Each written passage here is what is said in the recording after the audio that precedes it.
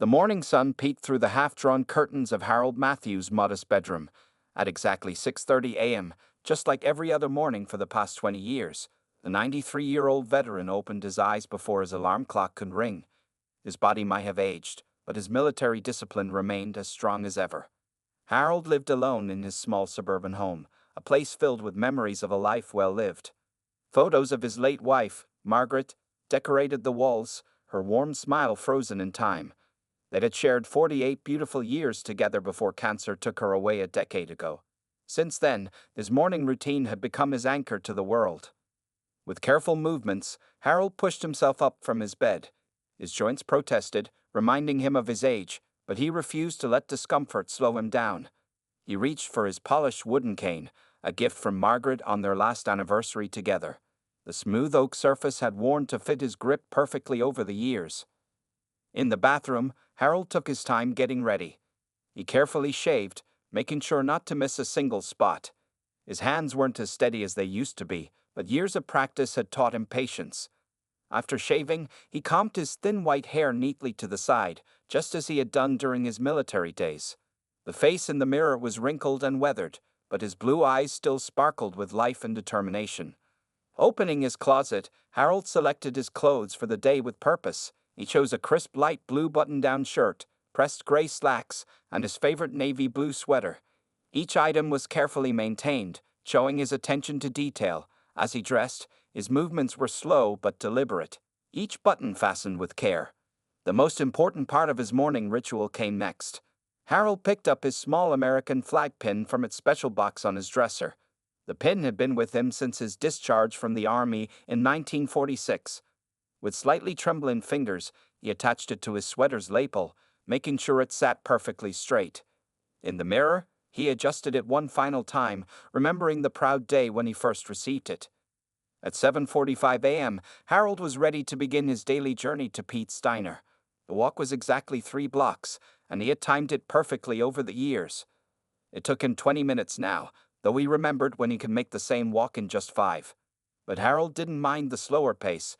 It gave him time to notice the small changes in his neighborhood, like Mrs. Johnson's new flowers or the Thompson kids' chalk drawings on the sidewalk. The regulars at Pete's Diner had come to expect Harold's arrival at 8:05 a.m.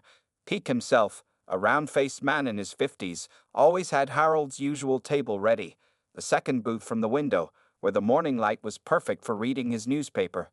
The vinyl seats were worn smooth from years of use, and Harold liked how they squeaked in the same familiar way every time he sat down. "Morning, Mr. Matthews," Pete would call out as Harold pushed open the glass door, making the small bell above it chime. The other regular customers would smile and nod, respecting the quiet dignity that seemed to surround the elderly veteran. Young Sally, the waitress who had been working there since high school, didn't even need to take his order anymore. She'd bring his black coffee and plain toast with strawberry jam as soon as he settled in. Harold would arrange his things just so, newspaper to the left, coffee cup to the right, with his reading glasses case placed neatly between them. The other customers often watched him with a mix of curiosity and admiration, wondering about the stories behind the proud way he carried himself and the military pin he wore every day. This morning routine had become more than just habit for Harold. It was his way of proving to himself and the world that he was still very much alive and independent. Each carefully planned step of his morning was a small victory against time, a statement that although he was in his 90s, he wasn't ready to give up his place in the world just yet. Little did he know that this particular morning would be different from all the others that had come before. The peaceful atmosphere around Pete's Diner changed on a Tuesday morning in early spring. Harold first noticed the rumbling sound while he was still a block away from the diner. The deep growl of motorcycle engines echoed off the buildings, interrupting the usual morning quiet of the neighborhood.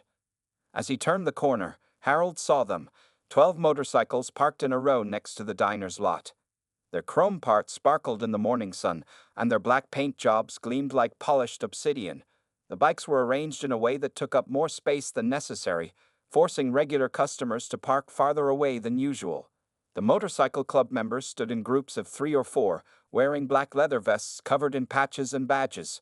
They were mostly big men with thick beards and tattooed arms, their loud laughter and rough language creating an uncomfortable atmosphere for the diner's regular patrons. Cigarette smoke drifted through the air, forming gray clouds that mixed with the exhaust fumes from their bikes. Mrs. Henderson, who usually arrived at the diner just before Harold, hurried past the group with her head down. Her usual cheerful good morning was replaced by nervous silence. Two other regulars, an elderly couple who had been coming to Pete's for as long as Harold could remember, got back in their car and drove away after seeing the crowd. Inside the diner, the change was even more noticeable. The usual morning chatter had been replaced by an uneasy quiet. The bikers had taken over the largest booth and two tables, their loud voices dominating the space. Young Sally, who always served with a smile, now moved between tables quickly, her usual friendly chat with customers replaced by quick, efficient service. Pete stood behind the counter, his usually relaxed posture now tense as he watched the new customers. His eyes kept moving between the bikers and his regular patrons, worry lines creasing his forehead. When the bell above the door chimed announcing Harold's arrival, Pete's face showed visible relief at seeing a familiar face. "Your usual spot's still open, Mr. Matthews," Pete called out, but his voice lacked its usual cheerfulness. Harold could see that Pete was concerned about how the new presence might affect his longtime customers. As Harold made his way to his regular booth, he noticed how the other regular customers watched him. They seemed to take comfort in his familiar presence, as if his military bearing and quiet dignity might somehow restore the diner's peaceful atmosphere. A few of the bikers glanced his way, their expressions unreadable behind thick beards and dark sunglasses. Over the next few days, the pattern continued. The motorcycle club made the diner's parking lot their morning meeting place. They arrived early, their engines roaring to life in the quiet morning hours, disturbing the peace of the neighborhood. Their presence grew more permanent as they established their territory, leaving cigarette butts and empty beer cans in the parking lot. The impact on the diner's regular business was immediate. The morning crowd thinned out considerably.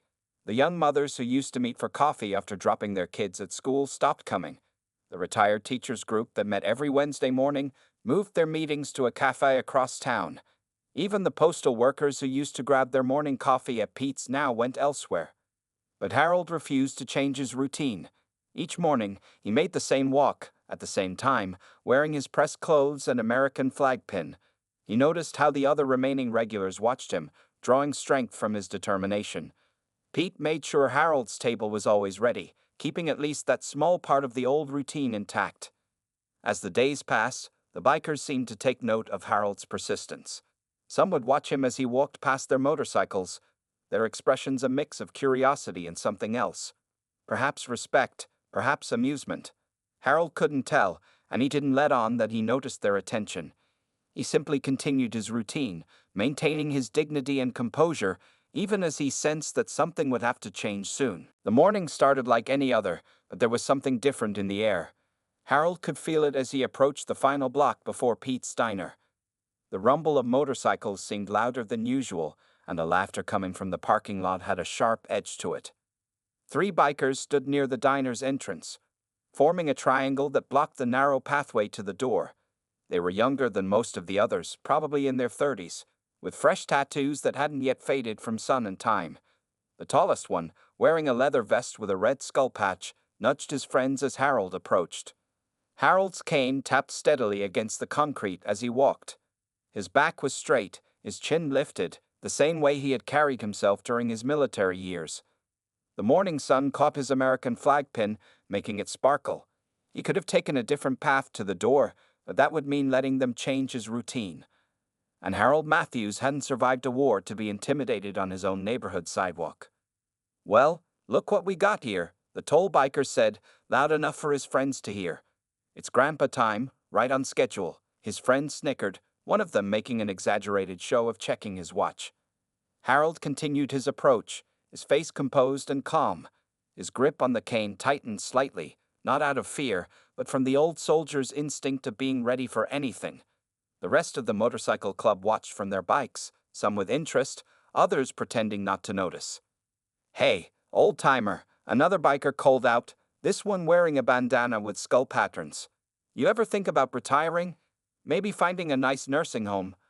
More laughter followed, and the third biker pulled out his phone, clearly hoping to capture something entertaining. Through the diner's window, Harold could see Pate watching anxiously. Sally stood near the counter, a coffee pot frozen in her hand as she observed the scene. A few regular customers who had braved the biker's presence looked on with concern. Harold reached the point where the three bikers stood. They didn't move. Instead, the tall one took a step closer, invading Harold's personal space. The smell of leather and cigarettes filled the air between them. "What's the matter, Cramps? Your hearing aid battery's dead." The tall biker leaned down, speaking louder than necessary. "Maybe we should help you find your way to the door." His friends moved closer, creating a tighter circle around Harold. For the first time since their arrival at the diner, Harold acknowledged their presence. He stopped walking and turned his head slightly, his blue eyes meeting the biker's gaze. There was something in that look, something that made the younger man's smirk falter for just a moment. It was the kind of look that had seen things these young men couldn't imagine. Without saying a word, Harold took another step forward. His movement was deliberate and confident, like a man who knew exactly where he was going and exactly what he was doing. The tall biker found himself taking a small step back, almost unconsciously responding to the quiet authority in Harold's bearing. In that brief moment, the power dynamic shifted. The other bikers sensed it too, their laughter dying in their throats. Harold walked between them, his cane tapping out a steady rhythm on the concrete. As he reached for the diner's door, the bell chimed above him, breaking the tense silence. Inside, Pete hurried to greet him, but Harold raised his hand slightly, signaling that everything was fine. He made his way to his usual booth, arranged his newspaper and glasses case in their proper places, and sat down with his usual dignity. Through the window, he could see the three bikers still standing outside, their earlier bravado replaced by confused looks and muttered conversations. Sally brought his coffee without being asked, her hands shaking slightly as she poured.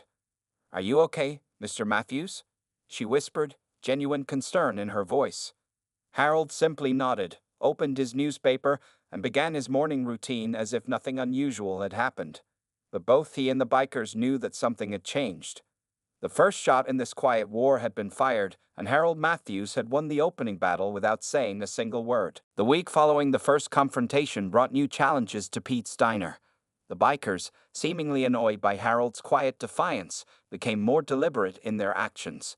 Each morning, they parked their motorcycles in different positions, creating an obstacle course of chrome and steel that forced Harold to navigate around them. On Monday, they lined up their bikes diagonally across the sidewalk, leaving barely enough space for anyone to squeeze through.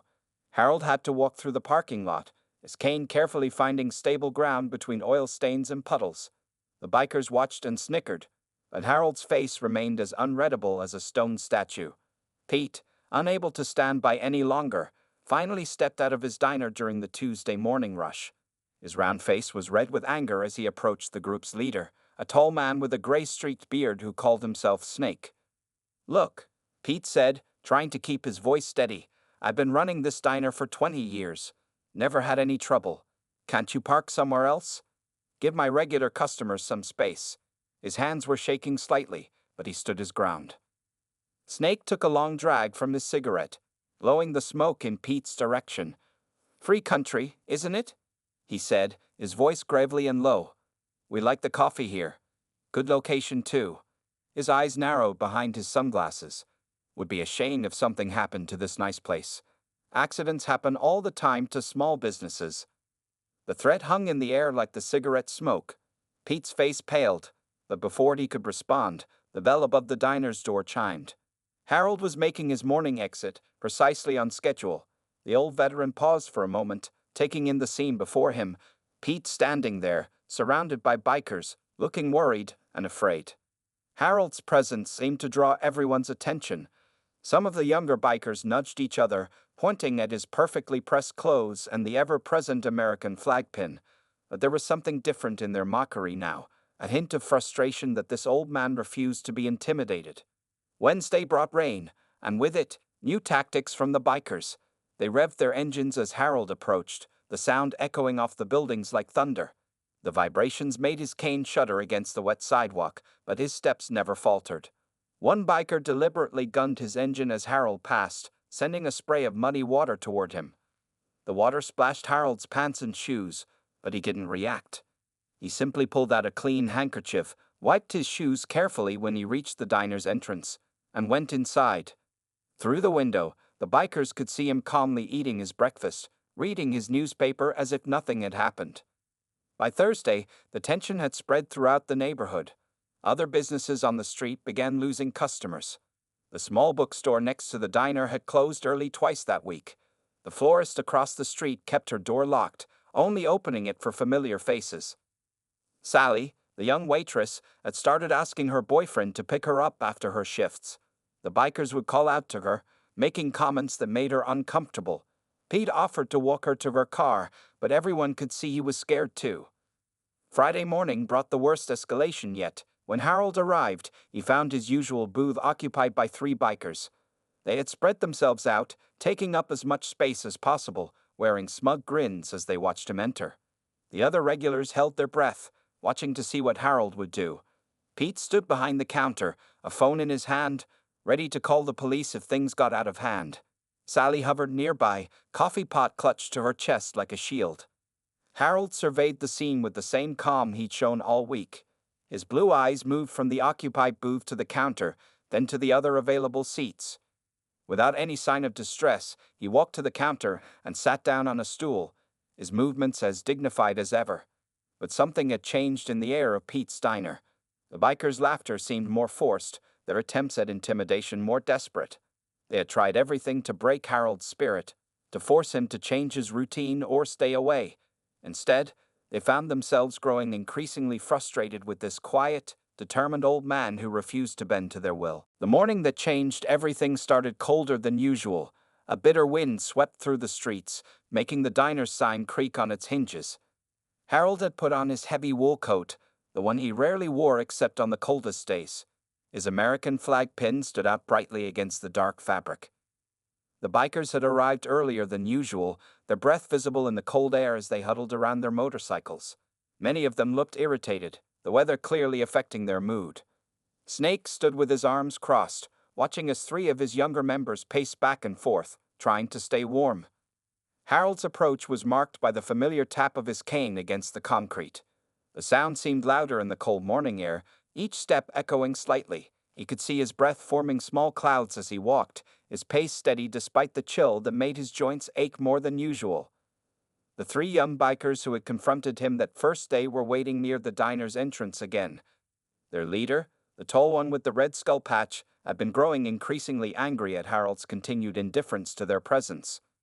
Today, his face showed a dangerous mix of frustration and determination. "Hey, old-timer," the tall biker called out, his voice carrying a sharp edge. "Ain't it too cold for your morning walk? Maybe you should have stayed in bed." His friends laughed, moving to form their usual triangle pattern around the sidewalk. Harold continued his approach, his expression calm and focused. The wind rustled his carefully combed white hair, but his posture remained straight and dignified. Inside the diner, Pete and Sally watched anxiously through the window, both sensing something different about this morning's confrontation. As Harold reached the group, the tall biker suddenly stepped forward, intentionally bumping against him. The collision wasn't hard, but it was enough to make Harold stumble slightly. Before he could regain his balance, the biker's boot shot out, catching Harold's cane and sending it clattering across the sidewalk. Time seemed to slow down. Harold felt his balance waver, his body starting to tilt. The young biker's laughter rang out, harsh and cruel in the cold morning air.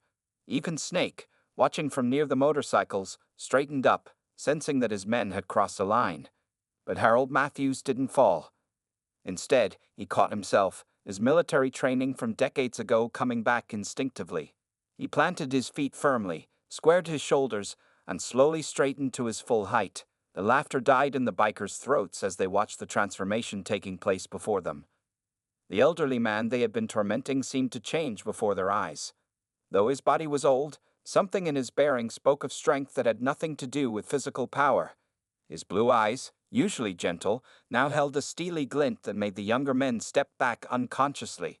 Without speaking, Harold reached into his coat. The bikers tensed, unsure what to expect. Some of them moved their hands toward their pockets, while others took defensive stances. The morning air crackled with tension. From his coat, Harold withdrew a worn leather wallet. The leather was cracked and faded, shaped by decades of use. His movements were deliberate and calm as he opened it, showing no sign of fear or anger despite what had just happened. The tall biker, trying to maintain his show of bravado, let out a sharp laugh. "What, you gonna try to buy us off, old man? Show us your retirement savings?" But his voice wavered slightly, uncertain in the face of Harold's quiet confidence.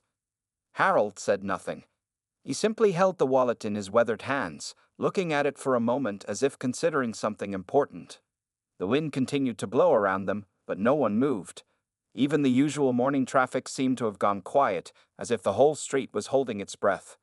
In that moment of stillness, Harold Matthews made a decision that would change everything. Instead of backing down or showing fear, he was about to reveal something that would transform these tormentors into something entirely unexpected. His fingers moved to open the wallet's inner compartment, where he had kept his most precious memories safe for over 7 decades. The leather wallet creaked softly as Harold opened it, the sound barely audible above the cold morning wind. Inside, protected by a thin plastic sleeve yellowed with age, was a military identification card from 1945. Next to it, carefully preserved, was a black and white photograph that made the bikers lean in despite themselves. The photograph showed a young man in his early 20s, standing proudly next to a motorcycle. He wore a U.S. Army uniform, his posture straight and confident. The motorcycle was a 1945 Harley-Davidson Bullied, known as the Liberator during World War II. The young man's face, though much smoother and younger, was unmistakably Harold's.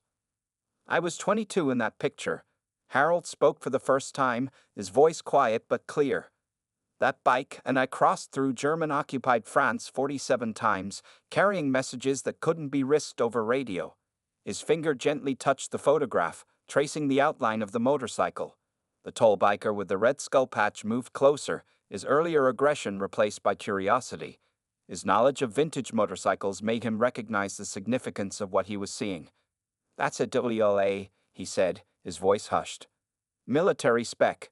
Harold nodded, carefully pulling out another photograph. This one showed him with a group of other soldiers, all mounted on similar motorcycles. Their faces were dirty and tired, but their eyes showed determination. "Scout platoon," Harold explained. "We rode at night, no lights, through enemy territory. The sound of our engines could have meant death, but those Harleys never let us down." Snake, the older biker leader, had walked over from his motorcycle. His face showed a mix of emotions as he looked at the photographs. "My old man used to talk about the scout riders," he said quietly. "Said they were crazy brave, riding those bikes behind enemy lines." Harold continued, his voice taking on a distant quality as he remembered. "Lost 3 good friends on those missions. Tommy in 43, near Marseilles. Mike and Steve in 44, just before D-Day. They rode with us in spirit every mission after that." He paused, his weathered hand touching the American flag pin on his lapel. "This pin was Tommy's. He gave it to me the night before his last ride." The younger bikers had gathered around now, their earlier mockery forgotten. They listened intently as Harold described riding through moonless nights, navigating by memory and touch, carrying intelligence that helped plan the D-Day invasion. He told them about the time his motorcycle's engine died deep in enemy territory, and how he had to repair it in complete darkness, using only touch and his intimate knowledge of the machine. "We didn't have fancy bikes like yours," Harold said, glancing at the modern motorcycles parked nearby. "No special suspension, no advanced brakes. Just basic machines and the knowledge that if we failed, thousands of soldiers might die without the information we carried." The tall biker who had kicked away Harold's cane earlier now bent down to retrieve it, carefully wiping it clean before offering it back with evident shame. "Sir," he said, the word coming naturally now, we didn't know." Harold accepted the cane with a slight nod. "How could you? Most of those records are still classified. We weren't supposed to be there, officially. Just young men on motorcycles, riding through the dark, trying to help win a war." He carefully returned the photographs to his wallet, his movements deliberate and respectful. "You know," he added, looking at the group of bikers, "the sound of motorcycles never bothered me, even after the war. It reminded me of those brave men I rode with. What bothered me these past weeks wasn't your bikes or your presence. It was seeing young riders forgetting the brotherhood that should exist between those who choose 2 wheels." The bikers stood in silence, absorbing his words. The morning wind continued to blow, but no one seemed to notice the cold anymore. They were too busy seeing Harold Matthews in a new light, not as an old man to be mocked, but as a living legend from a time when motorcycles weren't just about freedom and rebellion, but about courage, duty, and sacrifice. Snake stepped forward from the group of bikers, his eyes fixed on something he hadn't noticed before. Just visible beneath Harold's American flag pin was a faded insignia, barely noticeable unless you knew what to look for. The veteran biker's expression changed as he recognized the symbol. "That's the Lightning Unit insignia," Snake said, his voice filled with sudden recognition. "My father had an old patch with that same lightning bolt. He said it belonged to the most secretive motorcycle unit in the European theater." His hand unconsciously moved to touch the veteran's patch on his own vest. Harold nodded slowly, studying Snake's face. "Your father? What was his name?" he asked, though something in his eyes suggested he might already know the answer. "James Thunder Thompson," Snake replied, standing a little straighter. "He didn't talk much about the war, but he kept a journal. Used to read it to me when I was young, stories about motorcycle scouts who saved countless lives by delivering crucial intelligence." A small smile crossed Harold's weathered face. "Thunder," he said softly, the nickname bringing back memories. "He was always the fastest among us. Could ride through a thunderstorm without slowing down. Said the lightning helped him see better." Harold reached into his wallet again and pulled out another photograph, this one showing a group of riders gathered around a map. Snake's hands trembled slightly as he took the photograph. There, standing next to young Harold, was his father, looking barely 20 years old. "That's him," Snake said, his voice thick with emotion. "That's my old man." The other bikers gathered closer, their earlier hostility completely forgotten.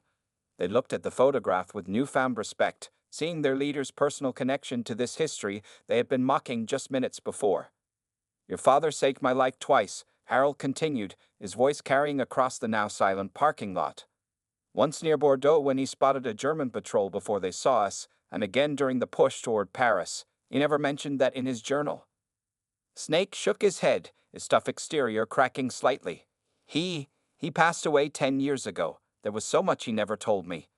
He looked at Harold with new eyes, seeing not just an old man, but a living link to his father's hidden past. The transformation in the biker's attitude was immediate and profound. The younger members who had been the most aggressive in their harassment now stood back, shame evident on their faces. The tall one with the red skull patch removed his sunglasses, revealing eyes that couldn't quite meet Harold's gaze. "Sir," he said, breaking the silence, "we've been acting like fools. Worse than fools. We've been disrespecting everything the patch on our backs is supposed to stand for." Other bikers nodded in agreement, some removing their caps in a gesture of respect. Harold looked at the group, seeing not the intimidating gang of the past weeks, but a collection of young men who had lost their way. "The Brotherhood of Riders," he said, "isn't about intimidation or territory. It's about standing together, supporting each other, just like we did during the war." Snake turned to his club members, his voice carrying the weight of command. "From this moment on, Mr. Matthews is under our protection. Anyone who shows him anything less than complete respect answers to me." He paused, looking at the elderly veteran. "If you'll accept our protection, sir."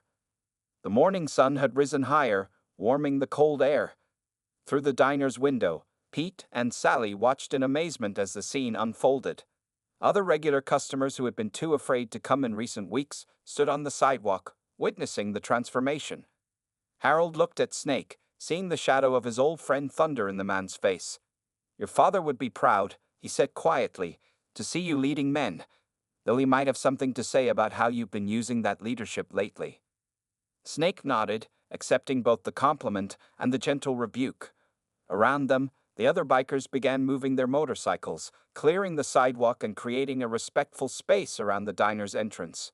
The change wasn't just in their actions, it was in their entire demeanor, as if Harold's revelation had reminded them of a higher purpose they had forgotten. Pete's diner had never seen a morning quite like this one. The usual breakfast crowd found themselves sharing space with the motorcycle club, but the atmosphere couldn't have been more different from the tense days of recent weeks. The bikers had cleaned up the parking lot, arranged their motorcycles neatly to one side, and even helped Pete put up a new American flag outside the diner. Harold sat at his usual booth, but he wasn't alone anymore. Snake and two other veteran bikers joined him, listening intently as he shared stories about their fathers and uncles who had served in the motorcycle scout units.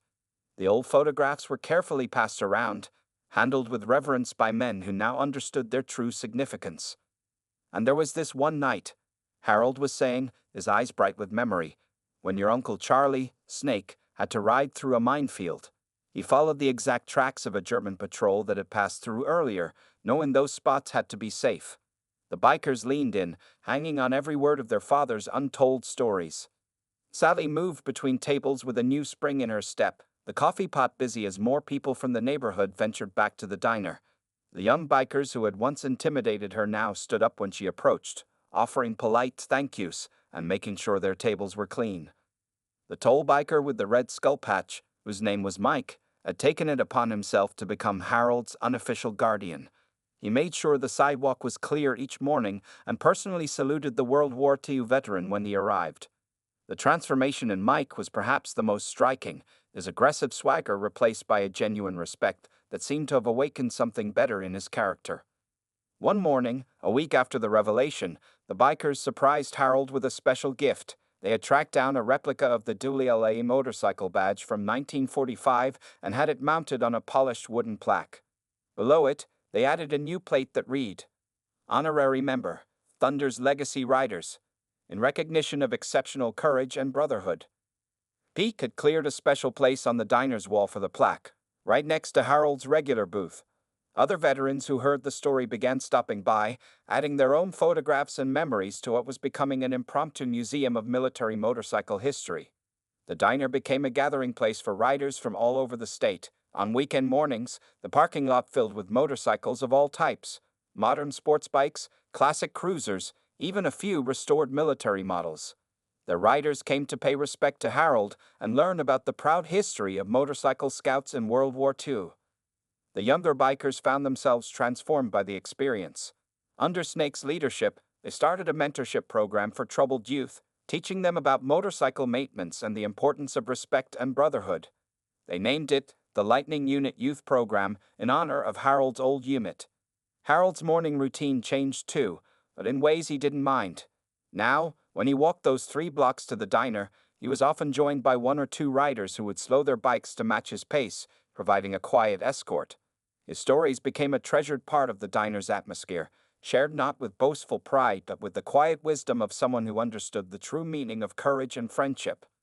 One particularly memorable morning, Snake presented Harold with a custom-made vest, similar to their own, but with special patches that honored his service.